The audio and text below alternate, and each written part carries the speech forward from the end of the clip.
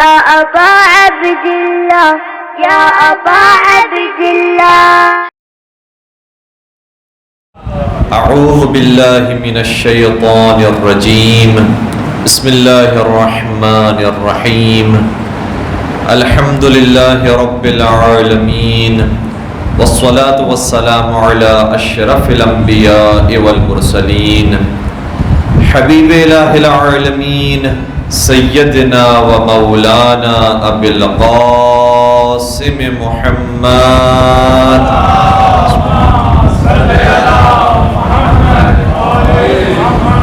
وعلى أهل بيته الطيبين الطاهرين المعصومين المظلومين الذين أذهب الله عنهم الرجس وطهرهم تطهيرا.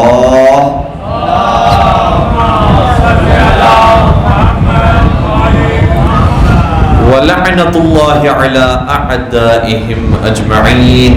أما بعد فقد قال الله تبارك وتعالى في محكم كتابه المجيد وفرقانه الحميد. بسم الله الرحمن الرحيم. ألف لام ميم ذلك الكتاب لا ريب فيه هدى للمتقين الذين يؤمنون بالغيب. درود پڑھ دیجیے گا محمد وآلہ.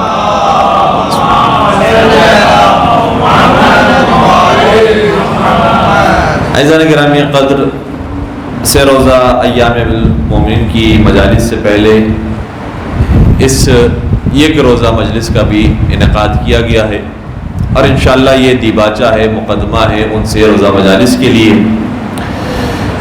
اور مومنین آہستہ آہستہ انشاءاللہ ان سے روزہ مجالس کے لیے آمادگی کا اظہار کریں گے. باہر بھی جو مومنین تشریف رکھتے ہیں ان سے بھی درخواست کروں گا کہ یہاں پر فرش اعظم میں تشریف لے آئیں تاکہ ایک ماحول بن جائے، اور خود ہم جس مقصد کے لیے یہاں پر جمع ہوئے ہیں کہ شہزادی کونین کو اور پیغمبر اکرم کو مولا متقیان کا پرسہ پیش کریں، تو بہتر انداز میں ہم پرسہ پیش کر سکیں گے. ایک اور بات بلند درود پڑھ دیجیے گا محمد وآلہ.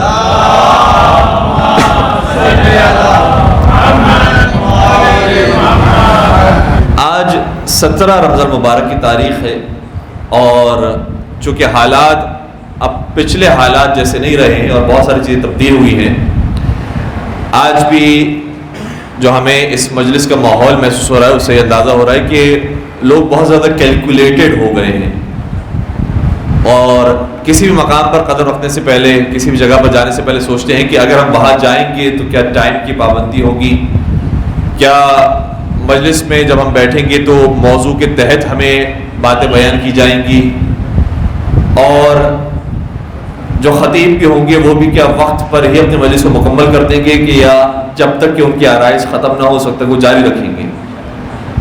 تو بہت ساری چیزوں کو دیکھ کر اب لوگ فیصلہ کرتے ہیں، اور اچھی بات ہے کہ دنیا جب ترقی کر رہی ہے اور بالخصوص دین اسلام نے جب ان چیزوں کی پابندی کا حکم بھی دیا ہے، تو مومنین کرام کو، اہل اسلام کو بھی چاہیے کہ ان چیزوں کا خیال رکھیں. انہی چیزوں میں اسی چیز یہ ہے کہ مناسبتوں سے گفتگو کی جاتی ہے.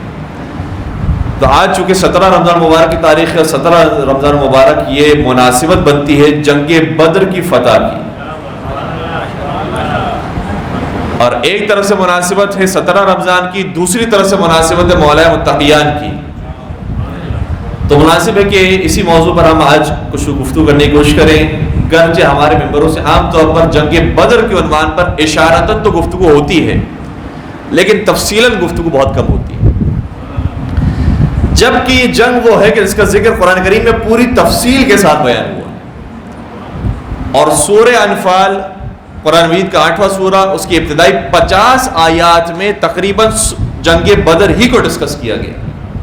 50 آیات صرف سورہ انفال کی، اور باقی کچھ سورہ اور بھی ہیں کہ جن کی طرف اشارہ ملتا ہے، جیسے سورہ آل عمران کے اندر، سورہ بقرہ کے اندر سورہ جنگ بدر کا اشارہ ملتا ہے.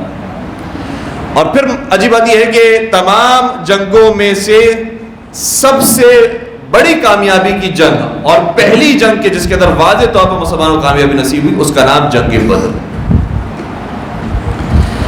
پیغمبر اکرم نے مدینہ سے مکہ ہجرت فرمائی ہے، اور ظاہر سی بات ہے کہ وہ لوگ کہ جو مکہ ہی میں شہید کرنا چاہتے تھے، جس کے بعد شب ہجرت بستر رسول پر علی مرتضیٰ کا سلا کر پیغمبر اکرم چلے تھے، کیسے ممکن تھا کہ مدینہ میں چھوڑ دیتے اور کہیں پر اگر اور پیغمبر اکرم دکھائی دے تو وہاں پر چھوڑ دیں؟ اس لیے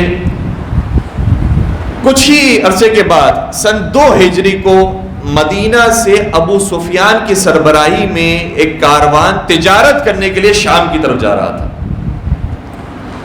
40 افراد پر یہ مشتمل کاروان تھا، لیکن اس 40 افراد پر مشتمل کاروان کے اندر بہت سارے جانور موجود تھے، اور تقریباً یہ ذکر کیا گیا کہ 100 اونٹ موجود تھے، اور ہر اونٹ کے اوپر اتنا سامان موجود تھا کہ تمام اہل مکہ میں سے کوئی فرد ایسا نہیں تھا کہ جس کا کوئی نہ کوئی حصہ اور کوئی نہ کوئی جز اس سامان سفر کے اندر موجود نہ ہو. اتنا سامان ان اونٹوں پر لادا گیا. اور جب یہ مدینہ کی راہوں کے قریب ہوا تو خود ابو سفیان ڈر گیا کہ کہیں ایسا نہ ہو کہ مسلمانوں کا حملہ ہو جائے، اس لیے تیز رفتاری سے مدینہ کے قریب سے گزرا اور تجارت کرنے کے بعد واپس لوٹا. اچھا ایسا ہوتا تھا پرانے زمانے کے اندر کہ جب تجارت کی جاتی تھی تو سامان یہاں سے دوسرے مقام پر لے جایا جاتا تھا، وہاں فروخت کرتے تھے اور وہاں سے کمائی ملتی تھی، پھر وہیں سے نیا سامان خرید کر اپنے شہر لے کر آتے تھے اور وہاں بیچتے تھے، تو وہاں سے بھی کمائی حاصل ہوتی تھی. اب جب یہ واپس لوٹ رہا تھا مدینہ کی طرف تو اسے پورا یقین ہو گیا کہ پیغمبر ضرور اس کاروان پر حملہ کریں گے. اس لیے اپنی جانب سے ایک جاسوس روانہ کیا، توجہ رکھیے گا، اپنی جانب سے ایک جاسوس روانہ کیا اور ایک مخبر روانہ کیا کہ جا کر اطلاع دے دو کہ پیغمبر ہمارے کاروان پر حملہ کرنے والے ہیں، لہذا لشکر بھیجا جائے. ابو جہل تک جب یہ اطلاع پہنچی کہ تو مکے کے سرداروں میں سے سب سے بڑا نام ابو جہل کا نام تھا. ابو جہل نے پورا لشکر تیار کیا، بہت بڑے بڑے سرداران قبیلہ اس کے اندر شامل تھے، بڑے بڑے جنگجو، بڑے بڑے پہلوان شامل تھے، پوری تیاری کے ساتھ، اسلحے کے ساتھ، سواریوں کے ساتھ، غذا کے ساتھ یہ مدینہ کی طرف روانہ. اور وہاں سے جب پیغمبر اکرم کو اطلاع ہوئی کہ انہوں نے تیاری کر لی ہے تو پیغمبر اکرم نے بھی مدینہ چھوڑ کر باہر جانے کا ارادہ کیا. بدر وہ مقام ہے کہ جو مدینہ سے بھی باہر ہے اور مکہ سے بہت فاصلے پر، درمیانی حصہ ہے بدر کا.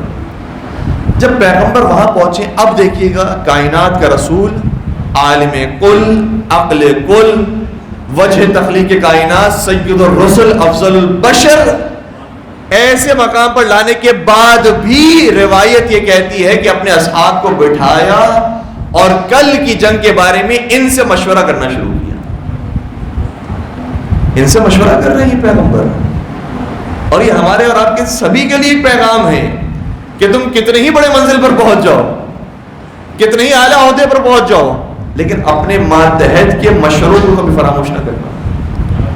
یہ صفت انسان کے اندر موجود ہونی چاہیے. اور ہر گھر کے اندر ایک سربراہ موجود ہوتا ہے، باپ ہے، شوہر ہے، بڑا بھائی ہے. تو یہ نہیں ہے کہ اگر ہم قرآن کریم کی آیت کے مطابق الرجال قوامون علی النساء کہ مردوں کو عورتوں کے اوپر سرپرست بنایا گیا ہے، تو سرپرست کا مطلب یہ ہے کہ اب ہمیں صرف حکم جاری کرنا ہے، اب صرف فیصلے جاری کرنے ہیں. بلکہ سرپرست ہونے کا مطلب یہ ہے کہ ان سے بھی مشورہ لیا جائے اور ان کے دل کو بڑا کیا جائے. جب بڑا کوئی چھوٹے سے مشورہ لیتا ہے تو چھوٹا اپنے آپ کو کتنا بڑا محسوس کرتا ہے کہ میری بھی کوئی حیثیت ہے، میری بھی کوئی اوقات ہے میرے ساتھ ساتھ. مشکل تو نہیں ہو رہی باتیں. اب پیغمبر اکرم نے مشورہ لینا شروع کیا. دیکھیے گا لیکن پیغمبر اکرم نے مشورہ لینے کے بعد کیا کیا، روایت موجود ہے کہ کس کس نے مشورہ دیا اور کیا کیا مشورہ دیا. لیکن بعد کی کتابوں کے اندر جن لوگوں نے مشورے کچھ زیادہ عجیب دیے تھے ان کے نام بھی ہٹا دیے گئے اور ان کے مشورے بھی مٹا دیے گئے. نہیں میرے ساتھ تھوڑا تو بولیے گا. ان کے نام بھی سینسر اور جو مشورہ دیے وہ بھی سینسر. یہ ذکر ہے کہ ایک پہلا شخص کھڑا ہوا، پہلا تو سمجھ رہے نا، وہ کھڑا ہوا اور اس نے ایسا مشورہ دیا کہ پیغمبر نے اسے سنا اور سننے کے بعد کہا آپ تشریف رکھیے گا. اور پھر اس کے بعد دوسرا شخص کھڑا ہوا اور اس نے بھی اپنا مشورہ دیا، پیغمبر نے سنا اور کہا کہ آپ بھی تشریف رکھیے. اور اس طرح سے کچھ اور اصحاب نے بھی مشورے دیے، پیغمبر نے ان سبھی کے مشوروں کو سنا، یہاں تک کہ جناب مقداد نے جب مشورہ دیا، اور یہ وہی مقداد ہیں کہ جن کا نمبر سلمان اور ابوذر کے بعد آتا ہے، تو جناب مقداد بن اسود نے یہ مشورہ دیا کہ یا رسول اللہ، ہم موسیٰ علیہ السلام کی قوم کے ماننے والوں کی طرح نہیں ہیں، ہم موسیٰ کے ماننے والوں کی طرح نہیں ہیں کہ جو یہ کہیں کہ فرعون کے مقابلے کے لیے آپ چلے جائیں اور آپ کا اللہ چلا جائے، اور جب وہ کامیاب ہو جائے تو ہم بھی آ جائیں گے. دیکھتے ہیں کہ آپ کے خدا کی طاقت کتنی ہے. آپ جائیں اور آپ کا اللہ جائے وہی کافی ہے. ہم آئیں گے آپ کے پیچھے فتح یابی کا مٹھائی کھانے کے لیے. ہم ان کی طرح نہیں ہیں، بلکہ ہم وہ ہیں کہ اگر آپ حکم دیں گے کہ دائیں طرف سے حملہ کرو تو ہم دائیں جانب سے حملہ کریں گے، بائیں جانب سے حکم دیں تو بائیں جانب سے حملہ کریں گے، آگے جا کر حکم دے تو آگے جا کر حملہ کریں گے، اور پیچھے سے حکم دے تو پیچھے جا کر حملہ کریں گے. مل کے درود پڑھ دیجیے گا محمد و آل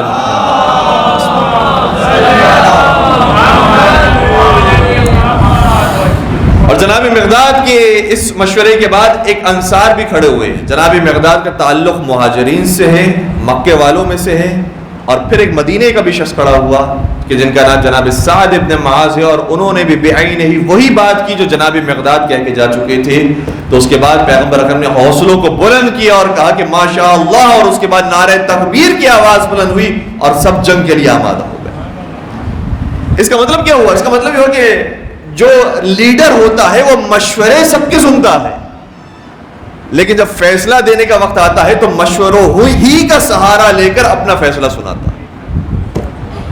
یہ بہت اہم نقطہ ہے. خاندانی مسائل کے اندر بھی بہت اہم چیز ہے کہ آپ نے مشورہ لیا ہے، والدہ کا مشورہ لیا ہے، والد کا مشورہ لیا ہے، اپنی زوجہ کا، سبھی سے مشورہ لیا ہے، لیکن جو مشورہ خود کو پسند آ رہا ہے اسی مشورے کو اس انداز سے انسان اختیار کرے کہ یہ لگ رہا ہے کہ یہ بہترین اور منطقی ترین مشورہ ہے، لہٰذا اس مشورے کے مطابق عمل ہوگا. تو سب اس کے اندر شریک ہو جاتے ہیں، سب اپنے اپنے آئیڈیاز دے رہے ہوتے ہیں، اور پھر لوگ بھی سمجھ جاتے ہیں کہ دیکھیں ہمارے مشورے سے بہتر ان کا مشورہ تھا، اس لیے ان کا مشورہ قبول کیا گیا ہے. تو کوئی تعصب کی فضا اور جانبداری کی فضا بھی باقی نہیں رہتی. پیغمبر نے مشورہ لیا اور اس کے بعد جنگ کے لیے تیاری شروع ہوئی. اب دیکھیے گا رات کے وقت یہ لوگ جنگ کے لیے تیاری کر رہے ہیں کہ صبح جنگ ہوگی.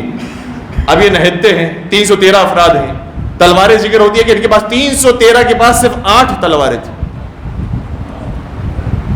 باقیوں نے صرف چوب اور لکڑیاں اٹھا لی تھی، ان سے لڑائی کریں گے. جہاں زرہ کی بات آئی، ڈھال کی بات آئی، تو صرف 6 ڈھالیں تھیں. جہاں سواریوں کی بات آئی تو 70 اونٹ تھے جو جنگی سواری شمار نہیں کی جاتی. جو جنگی سواری شمار کی جاتی ہے وہ گھوڑا ہوتا ہے، اور گھوڑا پورے لشکر میں ایک ہی تھا. کیا ہے ان کے پاس لڑنے کے لیے؟ اور جس کے مقابلے میں لڑنا ہے وہ کون ہے؟ جن میں سے ہر ایک کے پاس تلوار ہے، ہر ایک کے پاس نیزے ہیں، ہر ایک کے پاس تیر موجود ہے، ہر ایک کے پاس ڈھال موجود ہے، ہر ایک کے پاس سواری موجود ہے. ان سے مقابلہ کرنا ہے.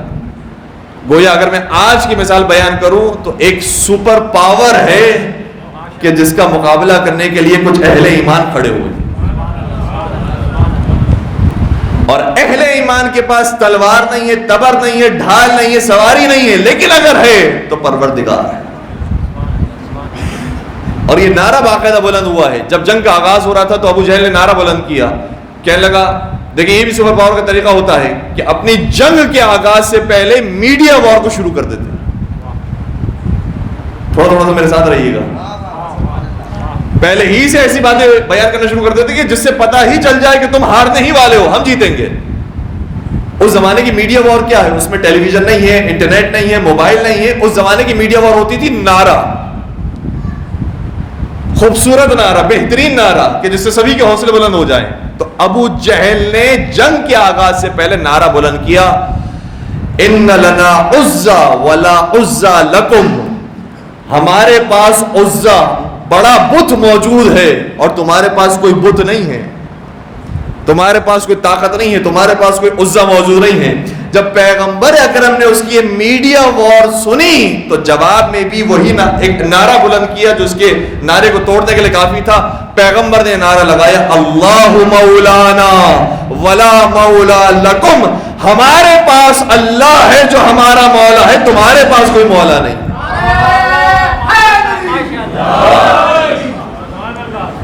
اور میں کہوں گا یا رسول اللہ آپ کے پاس اللہ بھی مولا ہے اور علی بھی مولا ہے. اس جنگ کے اندر وہ ہستی موجود ہے کہ جسے غدیر کے میدان میں کہا تھا کہ من کنت مولاہ فہذا علی مولا، جس کا میں مولا ہوں اس کے علی مولا. تو اس کاروان کے اندر ظاہری طور پر کچھ بھی موجود نہیں ہے، صرف پروردگار کی ایمانی طاقت ہے. اور جس آیت کی میں نے تلاوت کرنے کا شرف حاصل کیا سورہ بقرہ کی ابتدائی آیات ہے، اس کے اندر بھی جو سب سے پہلی صفت ہے اہل ایمان کی، اہل تقویٰ کی، وہ یہی بیان کی جا رہی ہے۔ سورہ بقرہ یہ وہ سورہ ہے کہ جو مدینہ میں سب سے پہلے نازل ہوا۔ مکہ میں جو سب سے پہلے نازل ہوا وہ سورہ کون سا تھا؟ سورہ علق، سورہ اقرا، ماشاءاللہ سورہ اقرا وہ مکہ میں سب سے پہلے سورہ نازل ہوا، اور مدینہ میں جو سورہ سب سے پہلے نازل ہوا ہے وہ سورہ بقرہ ہے۔ اور سورہ بقرہ کی ابتدائی آیات میں متقین کی صفات بیان کی جا رہی ہے کہ کتاب ہدایت ہے متقین کے لیے۔ متقین کی صفت کیا ہے؟ پہلی صفت یہ ہے الذین یؤمنون بالغیب۔ متقین کی پہلی صفت یہ ہے کہ وہ غیب پر ایمان رکھتے ہیں، ان کا ایمان اللہ کی ذات پر ہے، وہ کبھی بھی گھبراتے نہیں ہیں، حالات چاہے کیسے ہی ناگوار کیوں نہ ہو جائیں۔ اور اگر دیکھا جائے تو ظاہری طور پر آج مسلم امہ بھی انہی حالات سے دو چار ہے کہ کچھ نہیں ہے ظاہری طور پر۔ تو پیغمبر اکرم کے لشکر کے پاس کیا موجود تھا؟ یہ مدینہ کے اندر تھے تو اصحاب صفہ کی ایک بڑی تعداد تھی جن کے پاس کھانے کے لیے روٹیاں موجود نہیں، کھجوروں سے ایک کھجور کے دانے کو 7 افراد گھمایا کرتے تھے۔ کس کو؟ کھجور کو نہیں، کھجور کے دانے کو، اور اس طرح سے اپنی پیاس کو، اپنی بھوک کو مٹایا کرتے تھے۔ یہ غربت، یہ ناداری کا زمانہ تھا، تو ظاہری طور پر کچھ موجود نہیں تھا ان کے پاس۔ اگر کوئی چیز اس زمانے میں بھی ہے تو وہ غیب پر ایمان لانا۔ اور آج کے دور کے اندر بھی اگر ہمارے پاس کوئی طاقت ہوگی تو وہ ایمانی طاقت ہے، گھبرانا نہیں، باخر نہیں۔ اگر کوئی سپر پاور بھی کھڑی ہو جاتی ہے، کوئی بڑی سے بڑی طاقت بھی کھڑی ہو جائے، تو ہمارے پاس جو طاقت موجود ہے وہ کسی اور کے پاس موجود نہیں۔ اللہ مولانا ولا مولا لکم۔ اور قرآن مجید نے باقاعدہ یہ آیت نازل کی ہے کہ کچھ لوگ ایسے ہیں، اور کچھ لوگوں کے اندر بڑے بڑے مقدس افراد بھی ہیں، پیغمبر جو اس زمانے کے رسول تھے، اس زمانے کے جو نبی تھے، نبی اور ان کی قوم اتنی مشکلات کا شکار ہوئی، اتنی مشکلات کا شکار ہوئی کہ قرآن یہ کہہ رہا ہے، انہوں نے اپنی زبان سے کہا متی نصر اللہ، اللہ کی مدد اور اللہ کی نصرت کہاں ہے؟ کب آئے گی نصرت؟ کب ہمارے حالات بہتر ہوں گے؟ تو پروردگار کی طرف سے آواز آئی الا ان نصر اللہ لقریب، اللہ کی نصرت بہت قریب ہے۔ کبھی بھی انسان پریشان نہ ہو، آئے گی مدد، ضرور آئے گی۔ اس لیے حوصلے ہمیشہ بلند ہونے چاہیے، چاہے کتنے ہی بڑے ان کے پاس چیزیں موجود ہوں۔ اگر اس زمانے میں تلواریں تھی، تیر و تبر تھے، تو آج اگر کسی کے پاس ایٹم بم موجود ہو، آج کسی کے پاس میزائل موجود ہو، آج کسی کے پاس نئے نئے ہتھیار موجود ہوں، اور ہمارے پاس اگر یہ چیزیں موجود نہیں، لیکن ہمارے پاس وہ طاقت ہے جو ان کے پاس ہے۔ اللہ مولانا، ہمارا مولا اللہ۔ اچھا ایک اور چیز یہ، اور یہ روایت کے اندر بیان ہوئی ہے، چھٹے سرکار حضرت امام جعفر صادق علیہ السلام ارشاد فرماتے ہیں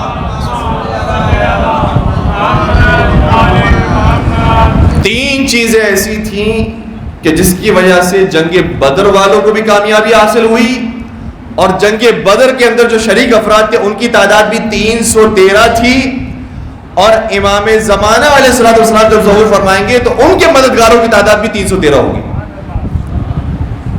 اور ان 313 کے پاس بھی یہی تین طاقتیں ہوں گی، زمانے کے امام کے پاس بھی یہی تین طاقتیں ہوں گی۔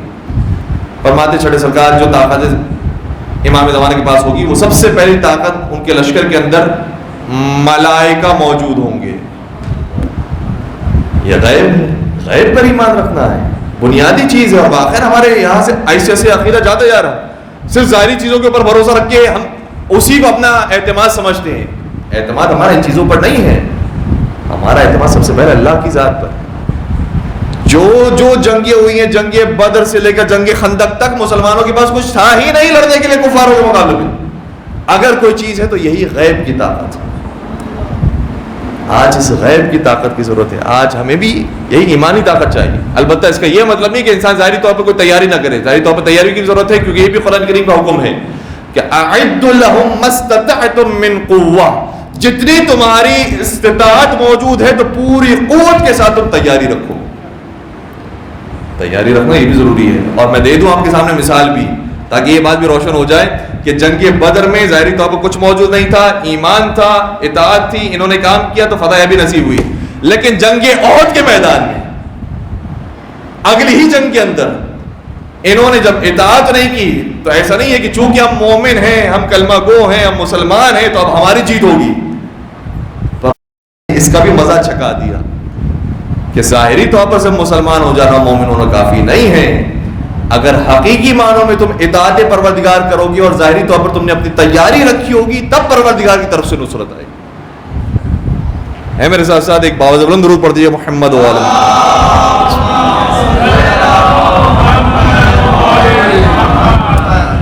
تو سب سے پہلی چیز زمانے کے امام کے لشکر کے اندر بھی شامل ہوگی, تو فرماتے ہیں کہ ملائکہ شامل ہوں گے. اور بدر کے میدان میں بھی قرآن کریم کی آیت یہ کہہ رہی ہے کہ کم از کم ملائکہ 1000 کی تعداد میں اس لشکر میں شامل ہوئے تھے. اور پھر روایت سنیے گا, توجہ رکھیے گا, روایت کتنی خوبصورت ہے کہ جو ملائکہ آسمان سے زمین میں نازل ہوئے تھے اور پیغمبر کے لشکر میں شامل ہوئے, ان کی شکل و صورت علی بن ابی طالب جیسی تھی. وہ علی کی صورت میں زمین پر جلوہ گر ہوئے تھے, اسی لیے کفار کو ہر جگہ پر علی ہی علی دکھائی دیتے تھے. تو سب سے پہلی طاقت ہے ملائکہ کی طاقت, جو زمانے کے امام کے لشکر میں شامل ہوگی. دوسری طاقت مومنین کی طاقت, 313 افراد کی طاقت. اور تیسری طاقت بیان کی, تیسری طاقت جو ان کے لشکر کے اندر موجود ہوگی وہ رعب اور ہیبت کی طاقت ہوگی. یہ بہت بڑی چیز ہے. اگر انسان کے پاس رعب اور بھرم نہ ہو تو بڑے سے بڑا لشکر بہت کمزور ہو کر ہار جاتا ہے. اور ایسا ہوا ہے, اور ابھی کی تازہ مثال ہمارے سامنے موجود ہے. جب عراق میں داعش نے حملہ کیا تھا تو عراقیوں کی تعداد زیادہ تھی, داعش کی تعداد کم تھی, لیکن وہ اس رعب کے ساتھ داخل ہوئے ہیں کہ سارے پریشان ہو گئے عراقی. ایک ایک کو باقاعدہ لٹا کر آرام سے ذبح کر کے ان کی لاشوں کو پھینکا انہوں نے دریا کے اندر. کیوں؟ جب آپ ڈر گئے ان سے تو پھر یہی ہوگا. اس لیے انسان کے اندر رعب اور دبدبہ ہونا بہت ضروری ہے. اگر کم بھی ہوں گے تو زیادہ پر غالب آ جائے گی. میرے ساتھ ساتھ بات پہنچ رہی ہو تو کچھ نہ کچھ کہتے رہیے گا تاکہ ہم تک اندازہ ہو جائے کہ بات پہنچ رہی ہے. یہ ظاہری طور پر ہمارے سامنے مثالیں موجود ہیں. اگر کم بھی ہوں تو ہمارے پاس رعب اور دبدبہ ہونا چاہیے. اور چلیں ابھی رمضان کا ایام چل رہے ہیں تو میں آپ کی خدمت میں بھی مثال پیش کر دوں کہ آپ نے ٹیلی ویژن پر دیکھا ہوگا کہ کچھ کی تعداد زیادہ ہوتی ہے, ہمارا ایک ہوتا ہے, لیکن جب رعب اور دبدبے کے ساتھ گفتگو کرتا ہے تو شاید زیادہ تعداد بھی کیوں نہ ہو وہ پسپا ہو جاتے ہیں. درود پڑھ دیجیے گا محمد و آلہ.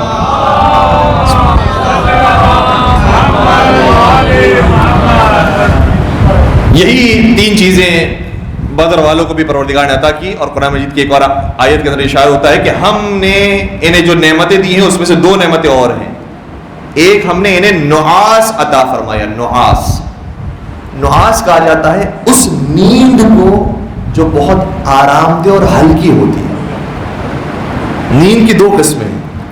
ایک مرتبہ یہ ہوتا ہے کہ انسان سویا ہے 8 گھنٹے 10 گھنٹے سویا ہے, لیکن جب اٹھتا ہے تو سر اور زیادہ بوجھل ہو جاتا ہے اور سر میں درد ہو رہا ہوتا ہے, مزید سونے کا دل چاہتا ہے. اور ایک نیند ہوتی ہے کہ 1 گھنٹے کی نیند ہو لیکن ساری تھکن دور ہو جاتی ہے. تو کہا ہم نے انہیں نعاس عطا کی. اتنی میٹھی نیند یہ لوگ سوئے ہیں کہ جب اٹھے ہیں تو تر و تازہ اٹھے, پوری طاقت کے ساتھ اٹھے, آرام کر لیا ہم نے, اب ہم تیار ہیں لڑنے کے لیے. یہ پروردگار کی طرف سے عنایت ہوئی, ورنہ یہ بڑے گھبرائے ہوئے تھے کہ کل کیا ہوگا کل کیا ہوگا. ہم نے ان کے اوپر نیند طاری کر دی. اور یہ بھی ہمیں پتہ چل گیا کہ پروردگار کچھ لوگوں کو نیند دیتا ہے. تاریخ میں ہمیں 2 نیندیں ایسی نظر آئی ہیں. ایک بدر کے میدان میں پروردگار نے اہل بدر کو نیند دی ہے, اور ایک شب ہجرت بسر رسول پر علی مرتضیٰ کو نیند دی. مل کے درود پڑھ دیجیے محمد و آلہ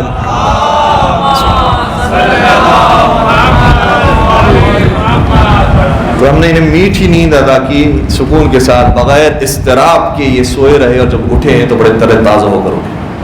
دوسری چیز یہ عطا کی ہے قرآن کریم کی آیت یہ ہے کہ ہم نے ان کے لیے بارش نازل کی. اچھا, بارش کا سننے کے بعد جو ہمارے نوجوان بچے ہیں وہ سمجھیں گے کہ بارش سے کیا فرق پڑے گا. بارش سے تو اور مشکلات پیدا ہوں گی, اور انسان کے لیے تلوار چلانا مشکل ہو جائے گا, جنگ کرنا مشکل ہو جائے گی. لیکن تاریخ یہ کہتی ہے کہ پروردگار میں کتنا لطف و کرم شامل ہوا ہے. اور آج کے دور کے اندر بھی یہ لطف و کرم شامل ہو سکتا ہے کہ ظاہری طور پر ساری قوتیں ان کے ساتھ ہوں, ہمارے پاس کچھ موجود نہ ہو, لیکن خدا کی طرف سے ایسا کرنا ہو جائے کہ جو ان کے پاس موجود ہے وہ سب ختم ہو جائے, جو ہمارے پاس موجود ہے اس میں اضافہ ہو جائے. کہ تاریخ یہ کہتی ہے کہ کفار جس جگہ پر کھڑے ہوئے تھے اور پہرا ڈالا تھا انہوں نے, وہ سخت زمین تھی تاکہ بہتر طریقے سے وہ جنگ پر جا سکیں. زمین ان کی سخت تھی. اہل ایمان جہاں پر کھڑے ہوئے تھے وہ ریتیلی زمین تھی، نرم زمین تھی، اور وہاں پر دوڑنا اور جنگ کرنا مشکل ہوتا ہے. لیکن پروردگار نے جب پانی برسایا اور بارش نازل ہوئی تو ان کی سخت زمین پانی پڑنے کی وجہ سے گیلی ہو گئی اور ان کے لیے چلنا دشوار ہو گیا، جنگ کرنے میں پریشانی ہو گئی، اور جو اہل ایمان کی نرم زمین تھی وہ پانی برسنے کی وجہ سے سخت ہو گئی اور ان کے لیے لڑنا آسان ہو گیا. تو خدا کی طرف سے نصرت ایسے بھی حاصل ہوتی ہے کہ ظاہری طور پر تم دیکھ رہے ہو کہ ان کے پاس طاقت موجود ہے، لیکن ہم ایسی چیز نازل کریں گے کہ ان کی طاقتیں ختم ہو جائیں گی، تمہاری طاقت میں اضافہ ہو جائے گا. بس صبح کا وقت آیا، لشکر تیار تھا لڑنے کے لیے. پہلے سب سے پہلا پیغام پیغمبر اکرم نے رحمت للعالمین نے یہ دیا، اے ابو جہل، اگر تو جنگ نہیں کرنا چاہتا ہے تو ہم بھی جنگ نہیں کرنا چاہتے ہیں، ہم صلح و صفائی کے ساتھ رہنا چاہتے ہیں، ہم امن و امان کے ساتھ رہنا چاہتے ہیں.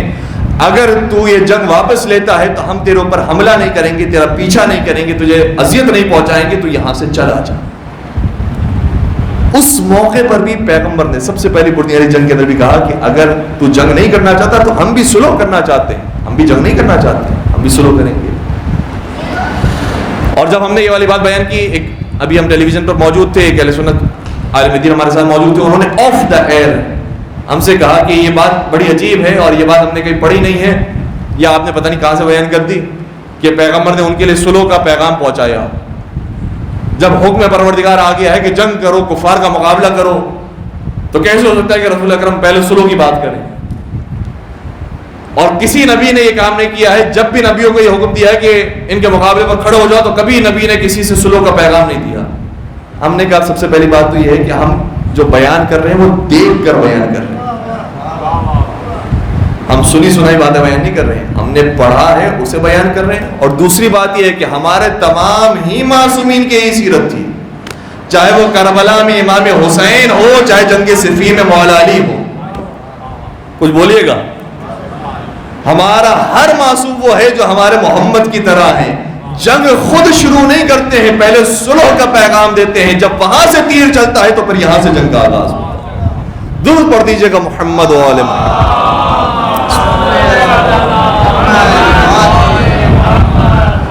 اور وہ جو زمانے کا سپر پاور تھا اس نے تو کہا کہ تم ڈر گئے ہو اس لیے صلح کی باتیں کر رہے ہو، ہم کوئی صلح کرنے کے لیے نہیں آئے، ہم تو جنگ کے ارادے سے آئے ہیں اور ابھی ہم تمہارا صفایا کریں گے. اور ابو جہل نے کہا کہ ابھی جنگ کا آغاز کرتے ہو اور تمہارے مقابلے اپنے لوگوں کو بھیجو. جب یہ آوازیں بلند ہوئی تو مسلمانوں میں سے جو انصار تھے، مدینے والے تھے، وہ جنگ کے لیے باہر نکلے اور لڑنے کے لیے پہنچے ابو جہل کے لشکر کے مقابلے پر. ابو جہل نے کہا کہ روکو روکو، انہیں نہ بھیجو، ہم آئے ہیں مکہ سے، ہم ہیں قریش کے قبیلے سے، اس لیے اگر ہمارے مقابلے پر کسی کو بھیجنا ہے تو قریش والے کو ہی بھیجو. اور گویا اشارہ کر رہا تھا، اے محمد مصطفیٰ، اے محمد، نعوذ باللہ وہ تو نام لے کے پکار رہا تھا، محمد تم اپنے رشتہ داروں کو ذرا بھیجو تاکہ پہلے ان کا ہم سوایہ کریں اور تمہارے دل میں ہمارا رعب طاری ہو جائے. یہ دوسروں کو کیا بھیجتے ہو ہمارا مقابلہ کرنے کے لیے؟ پہلے تم آؤ، یہ تمہارے رشتہ دار آئیں، ہم سب سے پہلے ان کا مقابلہ کریں گے. تو پھر پیغمبر اکرم نے مولا علی کو بھیجا، جناب حمزہ کو بھیجا، جناب عبیدہ بن حارث کو بھیجا کہ یہ ہمارے سب سے قریبی افراد ہیں. علی مرتضیٰ چچا زاد بھائی ہیں، جناب حمزہ خود چچا ہیں، عبیدہ بن حارث بھی چچا زاد بھائی ہوتے ہیں، کہ یہ ہمارے قریبی ترین افراد ہیں، تمہاری فرمائش کے مطابق ہم انہیں بھیج رہے ہیں. تمہیں نے فرمائش کی تھی کہ انہیں بھیجو اور ہم نے تمہاری فرمائش کو پورا کیا اور تمہارے سامنے ان افراد کو بھیج دیا. اور وہاں سے بھی ابو جہل کا لشکر بھیجو. قریش والے تو بڑے بڑے افراد تھے، ولید بن عتبہ، شیبہ، یہ افراد آئے مقابلہ کرنے کے لیے. اور اب تاریخ یہ کہتی ہے کہ جب آغاز ہوا ہے تو سب سے پہلے اگر اپنے حریف کو کسی نے واصل جہنم کیا ہے تو وہ علی مرتضیٰ. سب سے پہلے علی مرتضیٰ نے اپنے حریف کو واصل جہنم. پھر جناب حمزہ کو دیکھا کہ جناب حمزہ کی تلوار ظالم کی تلوار سے ٹکرا رہی ہے تو ان کی مدد کرنے کے لیے پہنچے اور جناب حمزہ کی مدد کر کے ان کے حریف کو ہی واصل جہنم کیا. پھر عبیدہ بن حارث کو دیکھا تو ان کے پیر زخمی ہو چکے تھے، ان کے پائے مبارک پر تلوار چل چکی تھی، لہذا ان کی مدد کرنے کے لیے پہنچے اور ان کے حریف کو بھی واصل جہنم کیا. تاریخ یہ کہتی ہے کہ جنگ بدر میں پورے لشکر اسلام نے جتنے مل کر ظالموں کو واصل جہنم کیا تھا اتنا تنہا علی مرتضیٰ نے واصل جہنم. آپ کے مولا کا ذکر ہو رہا ہے, تھوڑا سا بلند آواز سے ساتھ دیجیے گا.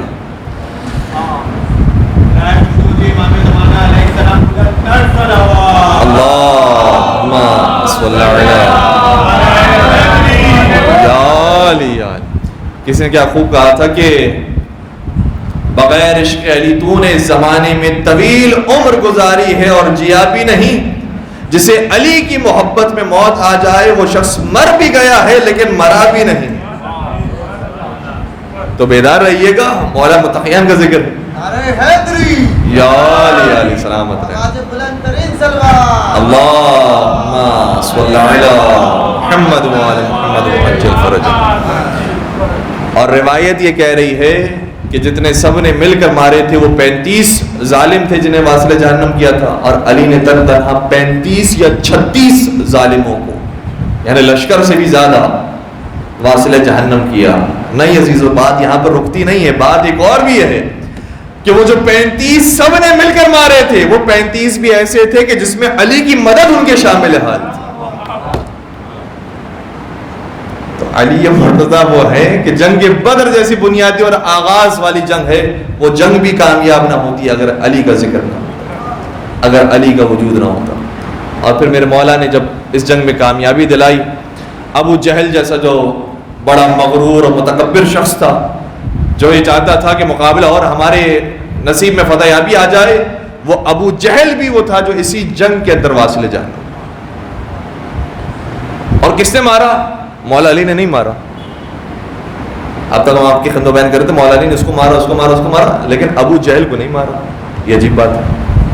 سوال ہے کیوں بھائی, یہ تو سب سے بڑا ظالم ہے, اس کو تو میرے مولا کو مارنا چاہیے تھا, لیکن اس کے اندر وجہ موجود ہے. ابو جہل کو مارنے کے لیے 2 روایتیں موجود ہیں. ایک روایت کے اندر ہے کہ عبداللہ بن مسعود نے مارا ہے, دوسری روایت یہ ہے کہ معاذ اور معوذ یہ 2 بھائی تھے جنہوں نے مل کے مارا ہے. جب یہ افراد پہنچے ہیں ابو جہل کو مارنے کے لیے, تو سنیں گے ابو جہل کا جملہ کیا تھا.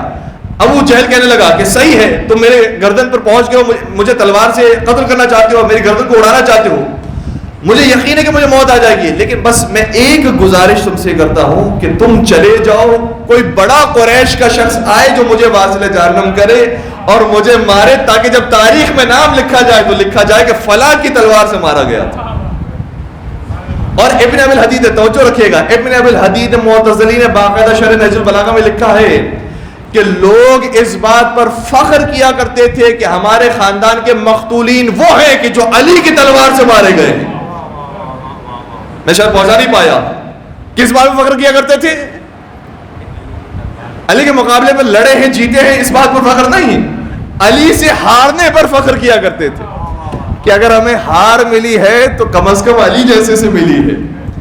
ابو جہل بھی یہ کہہ رہا تھا کہ تم یہاں سے چلے جاؤ, کوئی بڑا آئے اور وہ میرے سر کو تن سے جدا کرے, تاکہ یہ لکھا جائے تاریخ کے اندر کہ فلاں نے مارا تھا, علی نے مارا تھا, حمزہ نے مارا تھا, میرا نام سنہری الفاظ سے لکھا جائے. لیکن پروردگار کی شان کیا تھی کہ جو جتنا غرور کرتا ہے اور جتنا متکبر ہوتا ہے انہیں اتنے ہی کم افراد سے اور کم حیثیت افراد سے انہیں واصل جہنم کرواتا ہے. اس لیے عبداللہ بن مسعود آئے ہیں, معاذ اور معوذ آئے ہیں, اور انہوں نے اسے واصل جہنم کیا, اور اس انداز سے واصل جہنم کیا کہ سر کو بھی تن سے جدا کیا اور بدن کے بھی ٹکڑے ٹکڑے کر دیے, اور بتا دیا اے ابو جہل تیرا تکبر کتنا ہی ہوگا لیکن وہ دنیا میں ہوگا, دنیا سے جانے کے بعد تیرا انجام ویسا ہی ہے کہ جیسے اصحاب فیل کا ابابیل نے کیا تھا. درود پڑھ دیجئے محمد و آل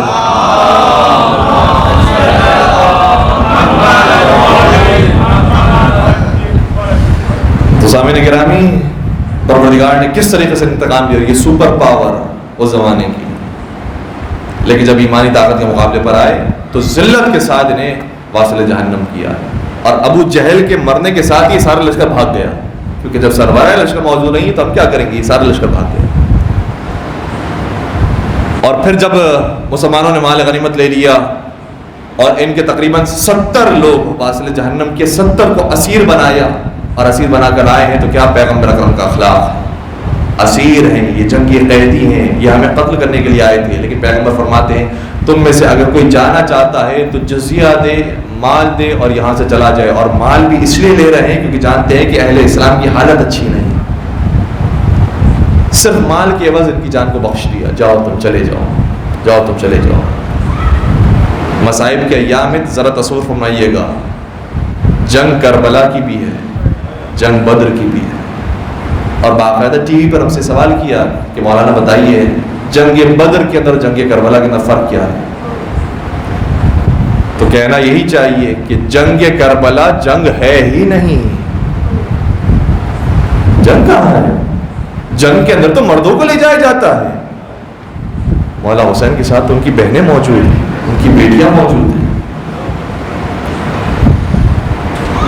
اور اگر اسیر بھی بنا لیا تھا تو پیغمبر کا طریقہ تو یہ ہے کہ ویسے تو مسلمانوں کو اسیر بنانے کی اجازت نہیں ہے، مولا علی نے بھی جب جنگیں لڑی ہیں، جنگ صفین ہو، جنگ جمل ہو، جنگ نہروان ہو، کسی کو بھی اسیر نہیں بنایا، کیونکہ بالآخر نام لیوا تو ہے پیغمبر کا، نام لیوا تو ہے خدا کا، اس لیے مسلمانوں کو اسیر بھی نہیں بنایا۔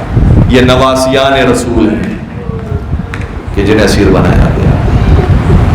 اور پھر دیکھیے گا کبھی کبھار جنگ کے اندر فتح بھی نصیب ہوتی ہے تو اسلام کا نام روشن ہوتا ہے، لیکن جب مقابلے پر ہی اہل اسلام آ جائیں، مقابلے پر ہی وہ افراد ہوں کہ جو خود بھی اسلام کے نام لیوا ہو، تو وہاں پر کامیاب ہو کر، ظاہری طور پر جیت کر، اس کو کامیابی اور سعادت مندی نہیں کہا جاتا، وہاں پر اپنا خون بہا کر بتایا جاتا ہے کہ جو خون دینے والے ہیں وہ حقیقت میں اسلام کے محافظ ہیں، جو خون لینے والے ہیں یہ قاتل ہیں۔ مولا حسین نے وہاں پر اپنا خون بہایا۔ جنگ بدر میں پیغمبر موجود تھے، اور کربلا میں پیغمبر کے نمائندے حسین ابن علی موجود تھے۔ پیغمبر نے فرمایا تھا نا کہ حسین منی وانا من حسین، حسین تم مجھ سے ہو اور میں تم سے ہوں۔ کربلا میں پیغمبر کی نمائندگی کرنے کے لیے حسین موجود تھے، اور علی مرتضیٰ کی نمائندگی کرنے کے لیے عباس موجود تھے۔ لیکن ہاں عزیزو، جنگ بدر میں کوئی مستور تو نہیں تھی، جنگ بدر میں کوئی بی بی تو موجود نہیں تھی، لیکن ہاں ہمیں کربلا کے میدان میں مستورات بھی دکھائی دیتی ہیں، کربلا کے میدان میں ہمیں علی اصغر بھی دکھائی دیتے ہیں، کربلا کے میدان میں ہمیں اولا محمد بھی دکھائی دیتے ہیں، کربلا کے میدان میں ہمیں قاسم بھی دکھائی دیتے ہیں۔ جنگ بدر میں اور کربلا کی جنگ میں بڑا فرق ہے۔ جنگ بدر میں ظاہری طور پر کامیابی نصیب ہوئی ہے، اور جنگ کربلا کے اندر حقیقی طور پر اور معنوی طور پر کامیابی نصیب ہوئی۔ یہ مٹانا چاہتے تھے رسول اللہ کے نام کو، حسین نے اپنا خون بہا کر اس نام کو بچایا۔ بس عزیزوں، اس خون بہانے کے اندر آغاز ہوا ہے تو وہ مسجد کوفہ سے ہوا۔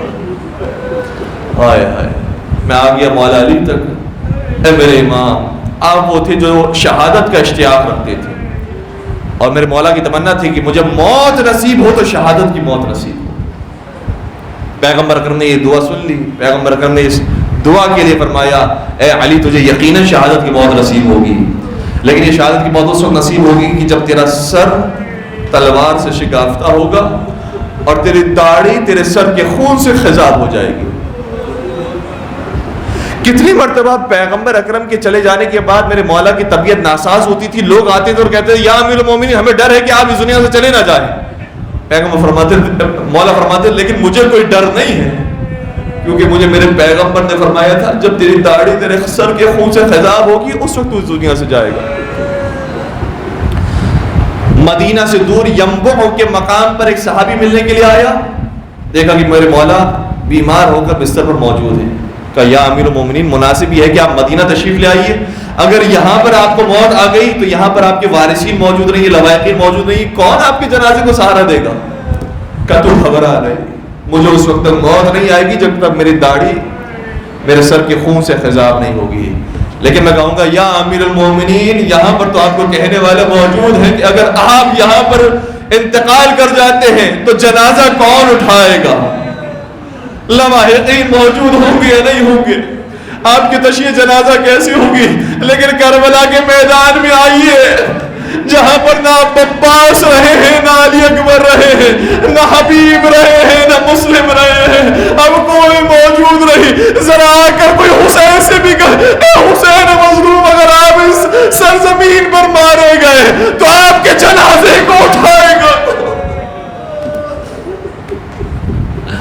اجرکم علی اللہ اجرکم علی اللہ.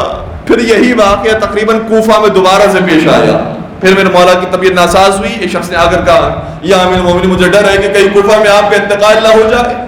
میرے مولا نے فرمایا نہیں، میرا انتقال اس وقت تک نہیں ہوگا جب تک میری داڑھی میرے سر کے خون سے خضاب نہیں ہوگی.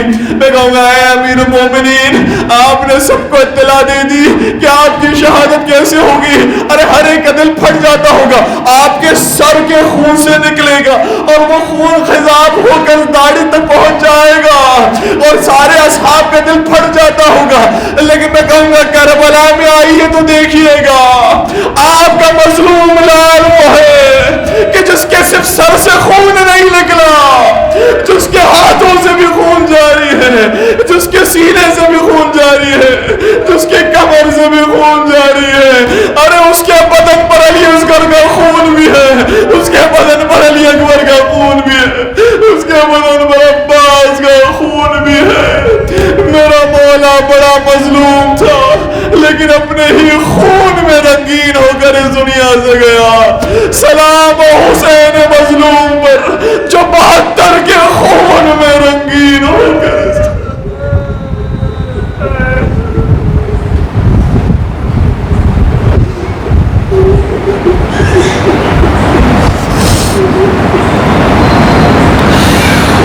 الا ولعنت اللہ علی القوم الظالمین وسيعلم الذين ظلموا أي منقلب ينقلبون. پالنے والے ہماری اس خلیص عبادت کو اپنی بارگاہ میں قبول فرما.